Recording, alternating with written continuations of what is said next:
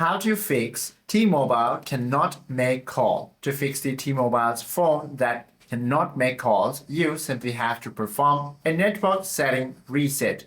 So scroll down from the top of your screen to open this quick panel and tap on the plane icon to turn on the airplane mode for at least 10 full seconds. Once you do so, you simply have to turn it back off. This forces your phone's internal antenna to drop its stale connection and perform a fresh hardware handshake with the nearest functional cell tower. And also, you can verify the service status first of all.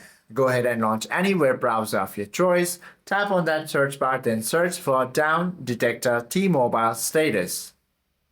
Now once you find the official website, go ahead and tap on this. From here, you can confirm if an active regional blackout is underway or not.